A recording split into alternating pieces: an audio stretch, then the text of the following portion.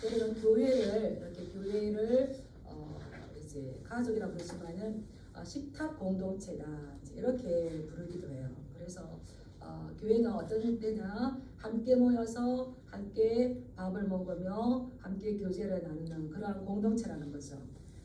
그런데 이 교회가 식탁 공동체라고 하는 말은 그 기준이 세상과 같지 않아요. 세상은 자기 직업이 같은 사람들, 부자면 부자끼리, 가난하면 가난한 사람끼리, 또 나이와 이런 학벌과 지식이 기준이 되는데 교회 공동체는 그러하지가 않다는 겁니다. 그냥 뭐 있던 자든 없던 자든 많이 배운 자든 늦게 배운 자든 다 한상에 식탁 공동체, 예전에 우리말로 하면은 밥상머리 공동체, 한 가족이 이렇게 앉아있듯이 둘 앉았듯이 그렇게 서로 앉아서 같이 식사하는 형제 자매, 서로를 받아들여주는 그런 환대하는 그런 공동체죠.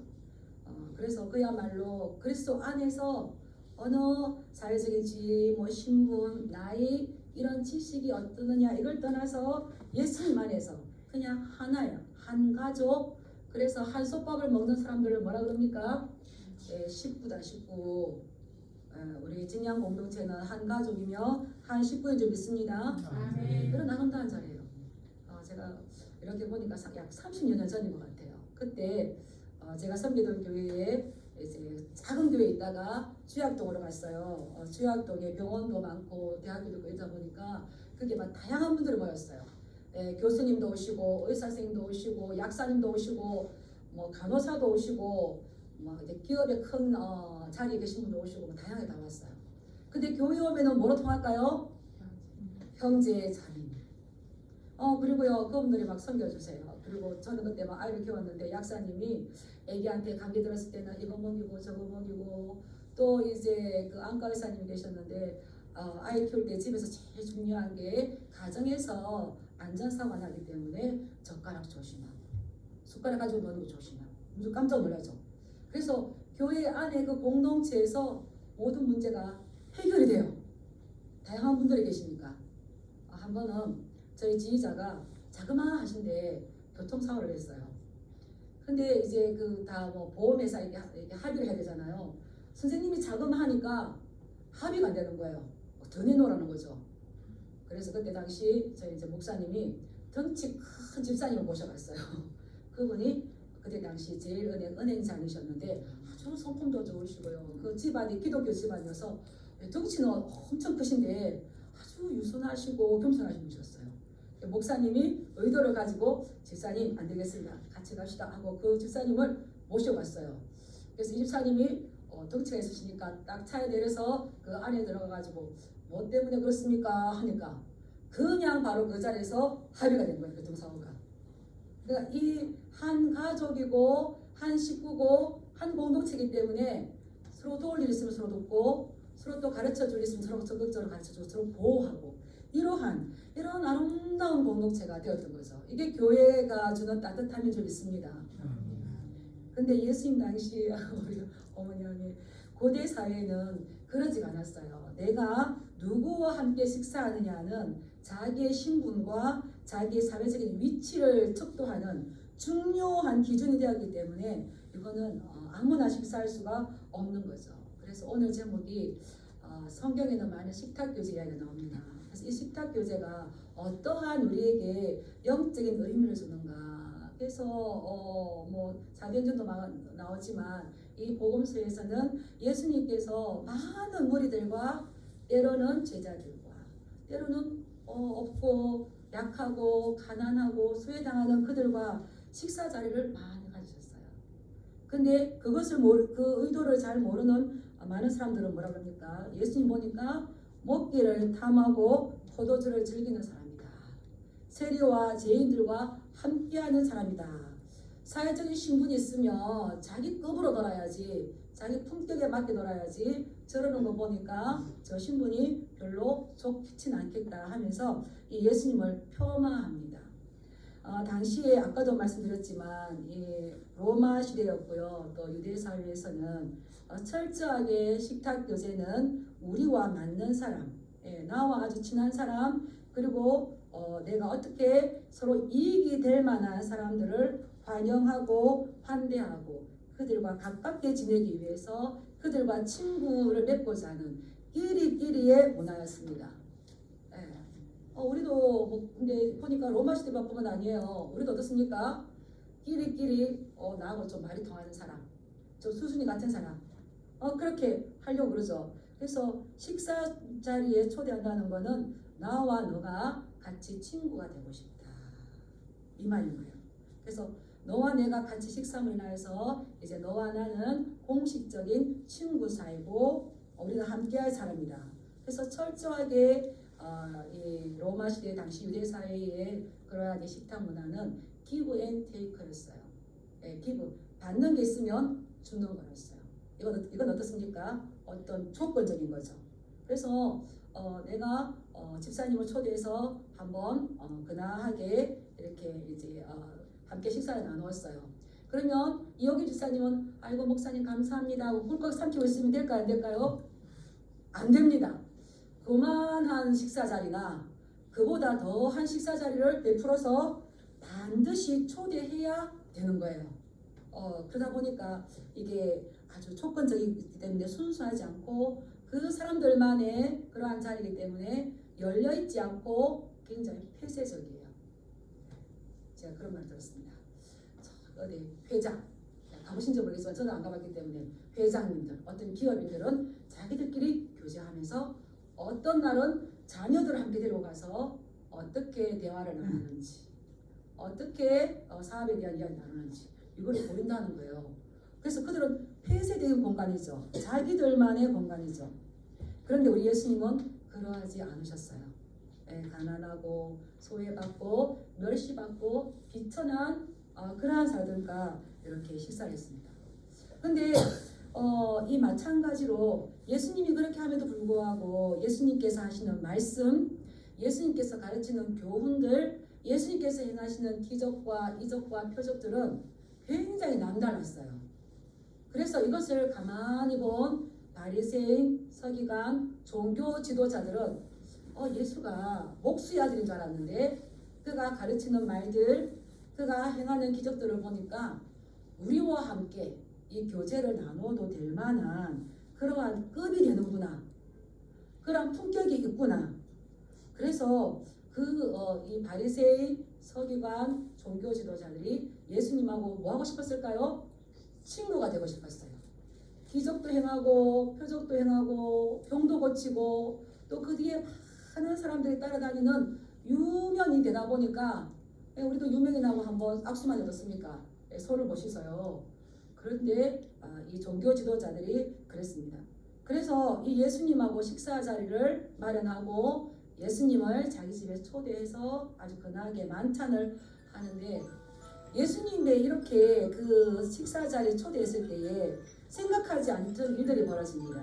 아주 당황스러운 일들이 벌어집니다. 그 예수님을 초대해서 차린 그 식사 자리에 누가 올까요? 죄인들이 오고 뜬금없이 여인이 나타나고 신분이 낮은 가난한 사람들이 들어오는 겁니다.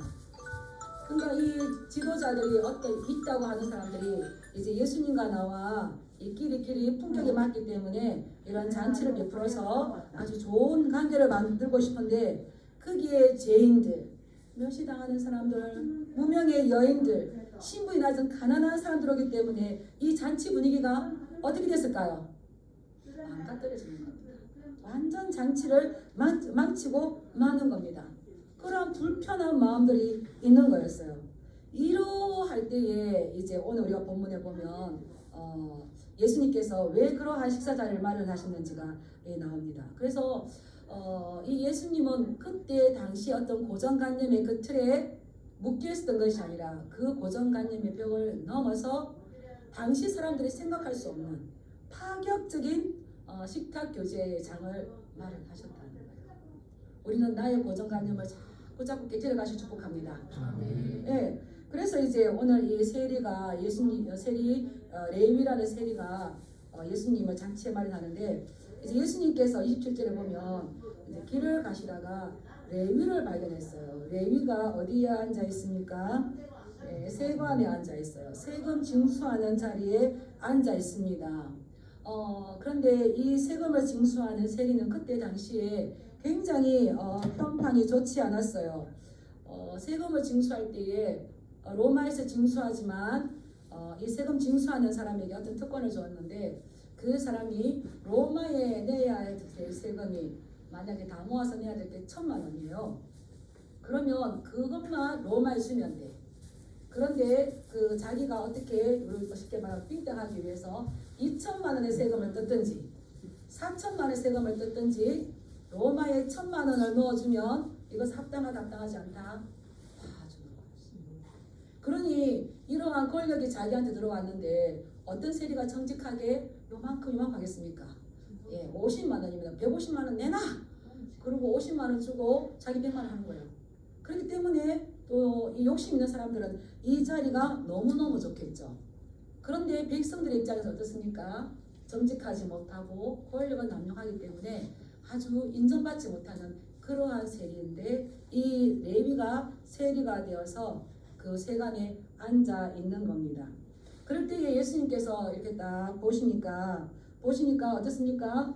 거기 보면은 레위라는 세리가 세간에 앉아 있는 것을 보시고 유심하게 봤다는 거예요. 유심하게 보니까 그 레위가 그 자리에 앉아 있으면은 안 되는 겁니다. 레위 지파는 원래 어디에 있어야 되는 겁니까? 제사. 성전에 있든지 혹여나 그 자리에 못 낀다면은 하나님을 찬양하는 데 있어야지. 일단 이 땅에 먹고 마시는 것을 연연하여서 그 세리의 자리에 앉아 있다면은 이게 안 되는 거죠. 하나님이 딱 보시니까 이 사람이 여기 앉은 사람이 아니어서 특별히 거기에서 불러내십니다. 그러고는 세리에게 말씀하세요. 일어나 나를 따라오너라. 그냥 단순해요. 나를 따라오너라 하였는데 이 세리가 어떻게 하는지 한번 보겠습니다. 28절 읽어보겠습니다. 시작. 그가 모든 것을 버리고 일어나 따르니라. 특별한 거 없었어요. 네가 나를 따르면 너를 사람 낳는 어부가 되게 할 거다.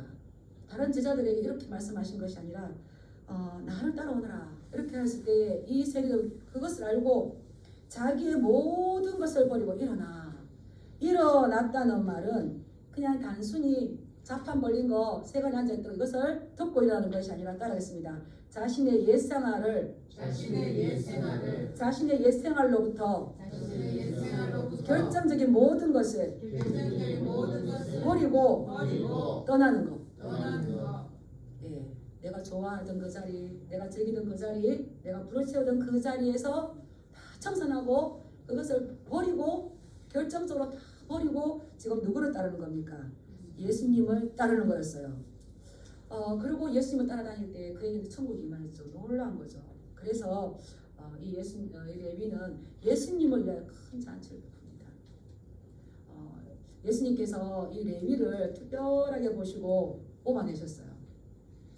제가 성경을 읽다가 도전을 받았어요. 세리를 보시고 레위를 보시고 거기서 네가 그 자리에 앉아있을 자리가 아니야.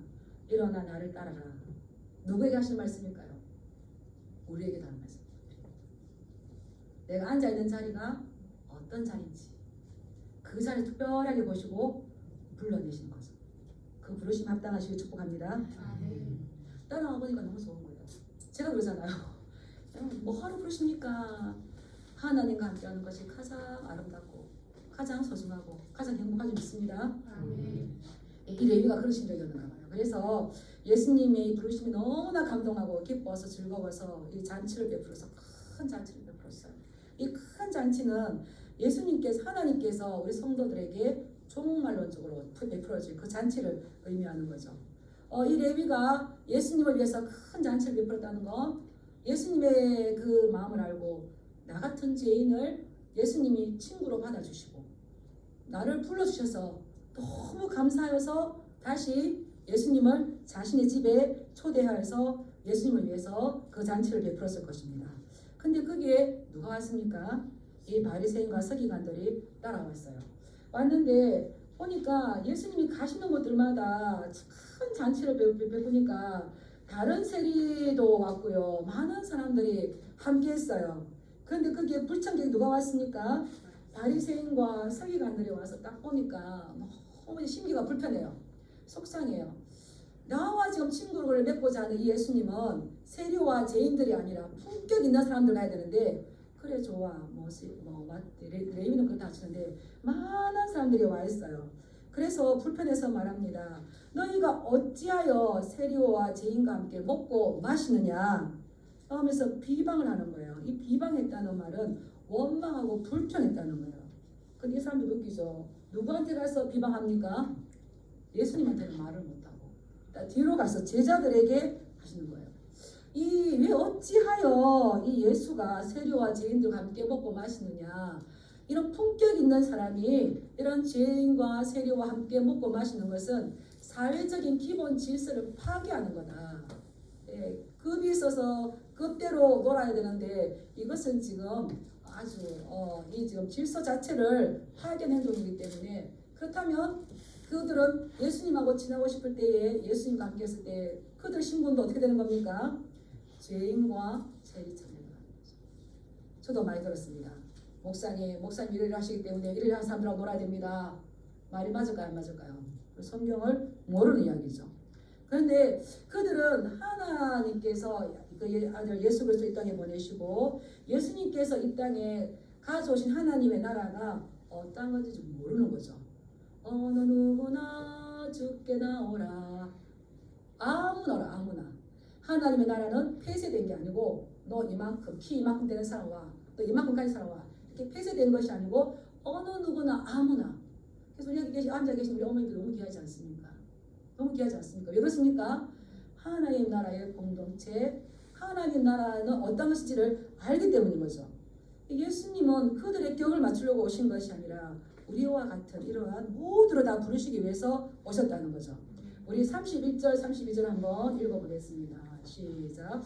예수께서 대답하여 이르시되 건강한 자에게는 의사가 쓸데없고 병든 자에게야 쓸데있나니 내가 의인을 부르러 온 것이 아니요 죄인을 불러 회개시키러 왔노라. 아멘. 건강한 자에게는 의원이 필요 없죠. 그런데 병든 자에게는 반드시 의원이 필요합니다. 이 병든 자 죄인들에게 우리 의원이신 예수님 구원자로 오셨죠. 그래서 예수님은 너희들처럼 내가 당당하다는 그런 의인들을 부르러 온 것이 아니라 죄인들을 부르러 왔다는 거예요. 이 사람들의 그때 당시 생각, 우리의 고정관념도 그렇죠. 깨끗한 사람하고 더러운 사람하고 같이 연결되면 깨끗한 사람이 더러운 사람 때문에 더러워진다는 생각이 있습니다. 이해가십니까? 그렇기 때문에 자녀들에게 뭐라 그럽니까? 깨끗한 사람들은 놀아, 친구 잘 사는 게 이렇게 하잖아요. 왜 그래요? 잘못 친구 사귀었다가는 힘들어지니까 그렇게 말을 하겠죠. 그런데 예수님은 우리 죄를 위해서 십자가를 지시고 우리가 가진 악행, 더러운 죄, 이런 불순종을 다 가지고 십자가에서 도말하신 줄 믿습니다. 그 예수님의 사랑은 너무나 크기 때문에 아무리 큰 죄인이라도 예수님의 그 깨끗하심과 그 거룩하심으로 우리를 다 덮을 수가 있어요. 다 씻을 수가 있어요. 그래서 예수님께 가까이 나가는 사람들은 어떻습니까? 예수님을 닮아요. 그래서 예수님은 누구시죠? 하나님의 아들이셔서 죄인들과 함께 할 때에 예수님이 약해가지고 죄인들의 죄가 예수님을 더럽히는 것이 아니라 어느 누구든지 12의 혈루증 걸린 여인이라 할지라도 내 딸이 흉악한 귀신이 들었습니다. 뭡니까? 누구죠 그게? 수로밭 여인, 수로보니게 여인 한 달짜리 도와주셔야 됩니다. 그렇다 할지라도 예수님께 함께가 어떻습니까? 치유되고 깨끗해지고 나는 의인이 아니라 죄인을 불러서 그들을 깨끗하게 하고 회개시켜서 하나님의 자녀가 되게 하기 위해서 오셨다는 말씀인 거예요. 이렇게 하게 가능하게 한 게 뭡니까? 따라서 예수님의 십자가 사건은 우리의 모든 죄를 덮고 온 인류의 죄를 덮고도 남는 은혜다. 그래서 주께 가까이 어느 누구나 주께 나오라. 어서 와서 주의 말씀 들으라 할 때에 우리의 마음은 가벼워지고 행복해지고 세상에 줄 수 없는 그 평안을 맛볼 수가 있는 거죠. 그래서 우리 죄인이 예수님과 함께 식사한다는 건 이제 이 땅에서 그렇지만 종말의 때에 하나님의 나라에 그들이 그 구원이 함께 참여할 거라는 보증인 겁니다. 우리가 다 예수님의 식탁 공동체에 함께 참여한 줄 믿습니다. 우리 예수님께서 이 땅에 오셔가지고요, 너희가 내 피를 마시고 내 살을 먹지 아니하면 나와 상관이 없다 했는데, 우리는 그 식탁의 자리에 참여한 자뿐만 아니라 예수 그리스도의 피와 살로 새 생명을 얻은 자인 줄 믿습니다. 계속 그 식탁의 공동체에 우리는 나가야 돼요. 그리고 또한 함께 한다는 것은 이제 하나님의 나라는 미래에 종말에 완성되겠지만 지금 그 하나님 나라를 함께 참여한다는 거예요. 예수님께서 이 땅에 오실 때에 하나님의 나라를 가져오신 줄 믿습니다. 근데 다 완성되지 않았어요. 부분적으로 우리가 예수 안에 들어왔을 때 이 나라를 누리는데, 그러나 미래에 완성될 그 나라뿐만 아니라 지금 우리는 어디에 살고 있습니까? 따라하십니다. 하나님 나라에. 예, 바울이 그랬잖아요. 너희는 하나님 나라의 시민권자다.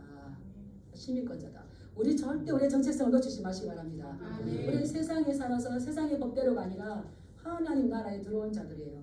그래서 하나님께서 우리에게 무엇을 원하시는지 이것을 알지 못한다면 바리새인과 서기관과 종교 지도자들이 자기의 고정관념에 예수님을 끼워 맞추려니까 안 되죠.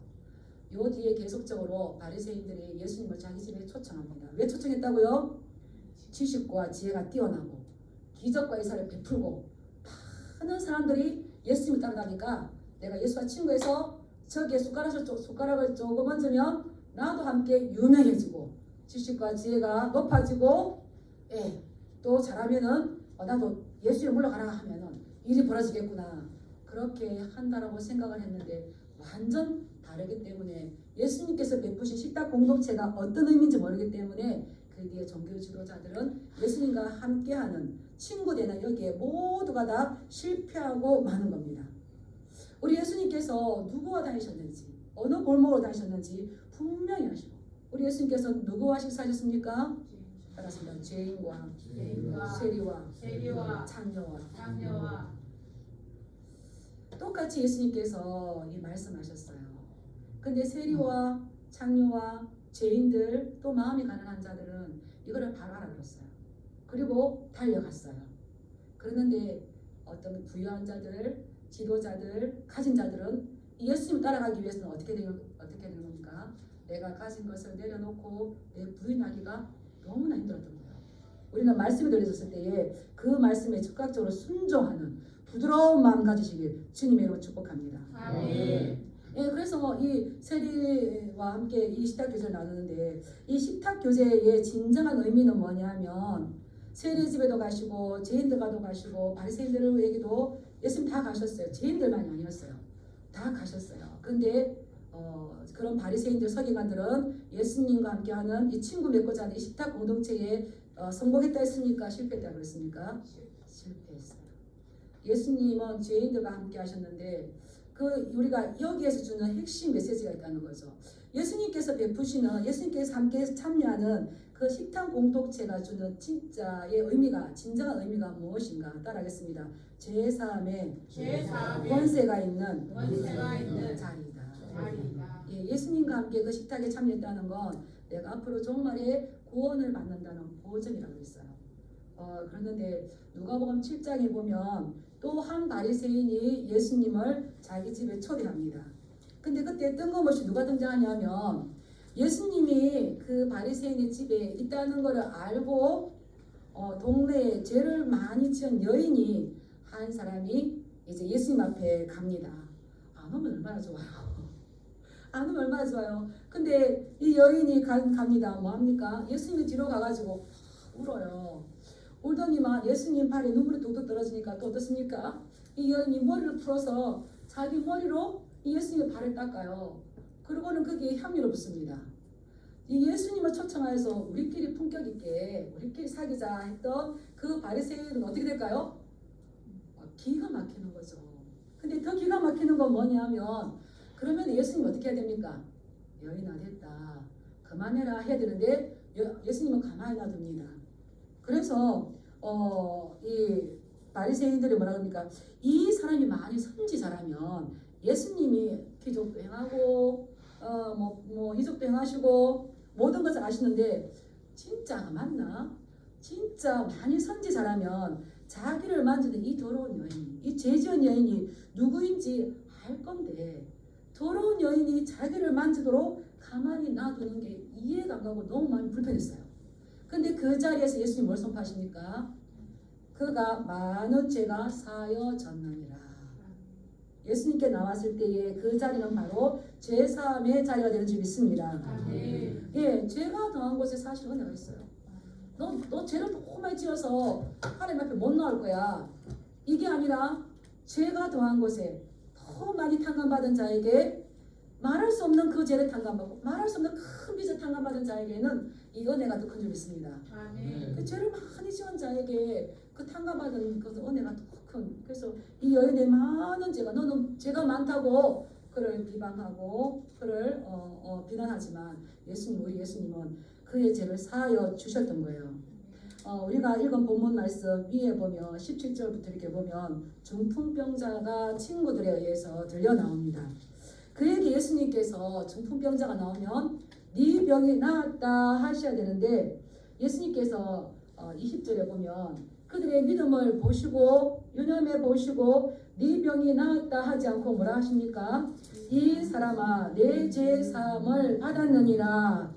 죄 사함을 주셨어요. 그러는데 거기에 있던 이 유대인들이 막 이제 또 심기가 불편해요. 죄 사하는 그 능력은 누구에게만 있는 겁니까? 하나님에게. 죄 사함의 능력은 오직 하나님만 있는데 이 젊은 청년이 내 죄 사함을 받았느니라. 그러니까 심기가 또 불편해졌어요. 막 불평이 나오는 거예요. 그래서 예수님께서 뭐라고 하셨냐면 그에게 내가 죄를 사하는 권세가 있는 줄로 너에게 알게 하리라 하시면서 이 병자에게 일어나 내 침상을 가지고 집으로 가라 하심에 25절 그 사람이 그들 앞에서 곧 일어나 누웠던 것을 가지고 하나님께 영광을 돌리며 일어나 자기 집으로 걸어 돌아가니 내 죄 사함을 받았느니라. 이 권세를 사용하시니까 와, 이 신성모독한다. 이 죄를 사하는 건 오직 하나님 외에 누가 능히 할 수가 없는데 이렇게 비난할 때에 예수님께서 다시 그 죄 사함의 권세가 있는 줄을 알게 하기 위해서 일어나 내 침상을 가지고 집으로 가라라고 했을 때에 그가 일어나 간다면 죄 사하는 권세가 있는 하나님이신 걸 보여주는 거죠. 그래서 이 예수님이 바로 하나님이라는 것을 그들의 눈에 보여줬을까요? 안 보여줬을까요? 봤어요. 이거 잘 생각하시기 바랍니다. 제3의 권세는 하나님만 있는데 제3의 권세가 있는 줄로 너희에게 알게 하기 위해서 먼저 병을 고쳐주신 게 아니라 뒤에 내 침상을 가지고 집으로 가라 하심에 그가 일어나 걸어갔습니다. 그렇다면 예수님께서 함께하고 예수님께 가까이 나아가고 그들과 함께할 때에 예수님에게는 병 고치는 표정만 있는 것이 아니라 하나님께서 사용한 신적 능력 제3의 권세가 있는 줄 믿습니다. 그래서 이 죄인들과 함께 하시고 세리들과 함께 하시고 그들을 자유롭게 놓아주셨어요. 근데 예수님께서 우리와 함께 하신다는 건 이 제3의 능력으로만 끝나지 않습니다. 그보다 더 크고 놀라운 것이 있어요. 따라하겠습니다. 하나님 자녀로의 신분 회복이 있습니다. 그때 로마 시대에 이 신약이 로마 시대니까요. 로마 시대에 그리고 또 유대 사회에서는 함께 식사를 한다는 것이 어떤 관계를 맺는다고요? 친구 관계입니다. 그러면 이 죄인과 세리와 사회로 멸시받고 소외받던 그 사람들이 예수님과 함께 식사를 한다는 건 예수님의 친구가 되었습니다. 그러면 예수님의 신분이 죄인들로 내려왔을까요? 죄인들의 신분이 예수님급으로 올라갔을까요? 예수님 하나님 아들이시고 어느 누구도 그걸 거듭하지 못하기 때문에 신분이 낮은 가난한 사람들, 멸시받는 이 사람들이 예수님께서 함께 식사하심으로 인하여서 그들의 신분이 예수님과 친구급으로 올라갈 수 있습니다.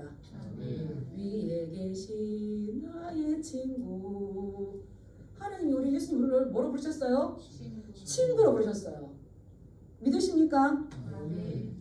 그런데 우리는 이제 예수님 십자가 지시고 난 다음에 우리는 친구의 신분으로 높여주신 것도 감사한데 죄인인 우리들을 하나님의 자녀로 삼아주시 믿습니다.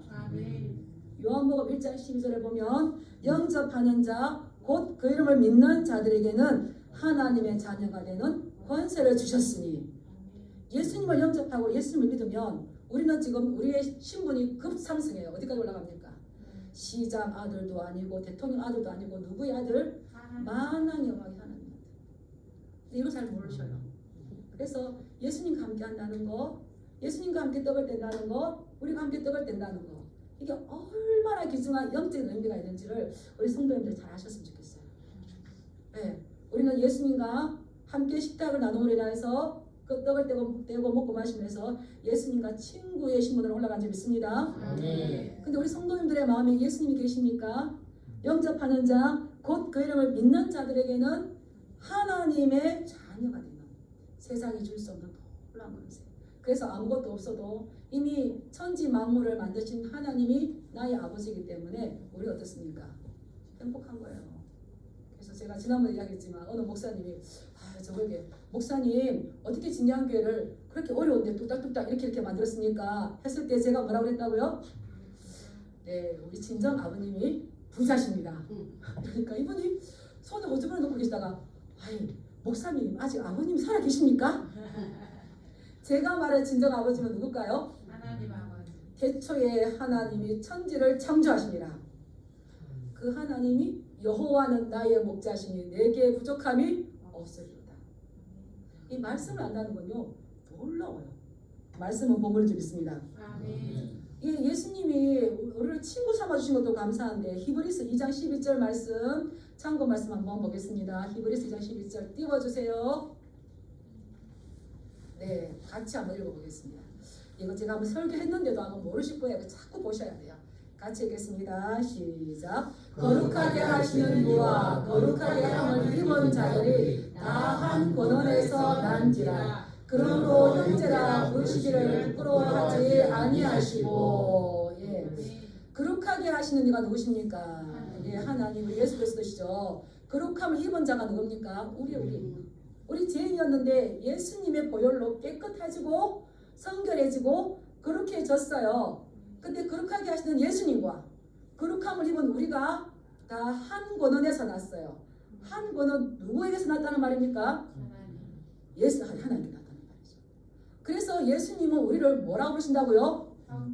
형제라 부르시기를 부끄러워하지 않냐. 정화자 어르신 자녀분들이 이렇게 있는데 형제끼리 서로 부끄러워하지 않고 잘 지내면 어떻습니까? 막 밥을 안 먹어도 배가 부르죠. 우리 예수님이 내가 너 위에 십자가를 졌으니 너는 끝까지 나에게 충성해야 돼. 너는 나의 꼬봉이야. 하셨을까요? 안 하셨을까요?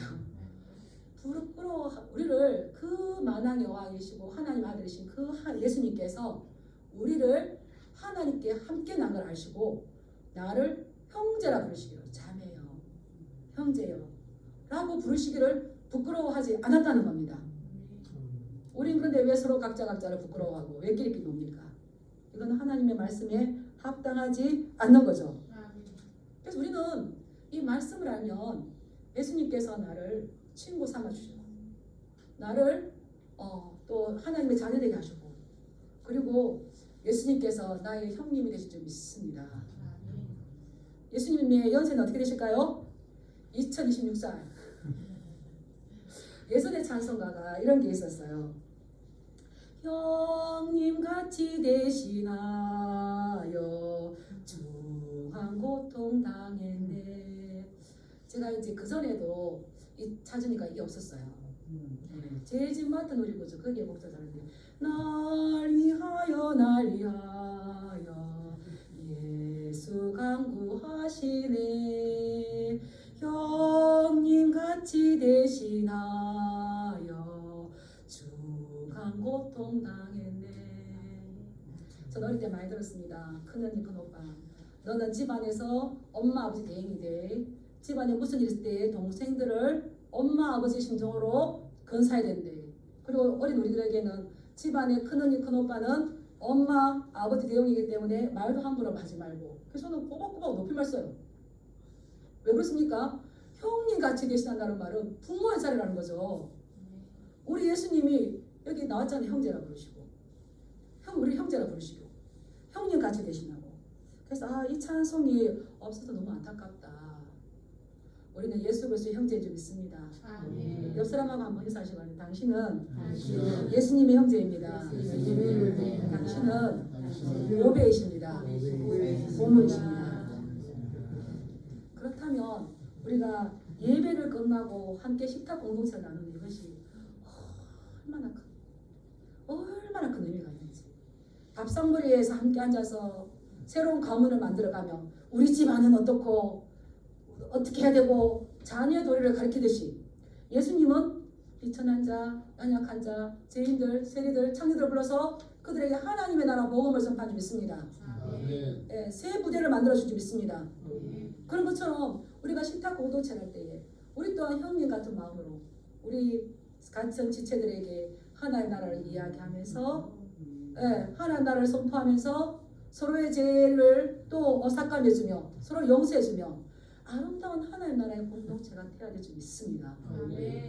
그래서 우리 식사 준비하시는 우리 권사님 주사님 어떻게 될까요? 전하의 권사님 그러세요. 어머니 어떻게 그렇게 힘들어하지 않고 식사를 할 수 있어요? 준비할 수 있으니까. 아이고 우리 교회 사람들을 먹인다는 이 기쁨으로 해야지 힘들게 하면 되나? 따라합시다. 집에서 엄마가 기쁨으로 상을 차리면 자녀는 행복한 줄 믿습니다. 근데 이놈의 새끼 내가 너 밥 해줄 사람이냐? 이러면 집 나가요. 우리가 이 식탁 공동체가 주는 영적 의미가 무엇인지 배고파서 먹는 것도 아니고 오후 예배 드리기 위해서 집에 안 가기 위해서 먹는 것도 아니고 하나님 나라를 함께 나누며 우리의 죄를 서로 벗겨주며 우리의 신분이 무엇인지 서로 기억하고 기념하며 하나님의 나라를 이루어가는 줄 믿습니다. 아멘. 그래서 대화는 뭐 해야 될까요? 은혜 받았던 거. 어제 내가 신약대를 봤는데 이렇게 저렇게. 또 내가 일주일 동안 말씀을 가지고 살았는데 이렇게 저렇게. 이 교제의 패턴이 달라져야 될 줄 믿습니다. 그럴 때 우리가 더 한 밥상에 둘러앉은 행복한 교회가 될 것이고요. 하나님 나라의 공동체가 될 줄 믿습니다. 그러한 자 여러분들에게 주님으로 축복합니다. 기도하겠습니다.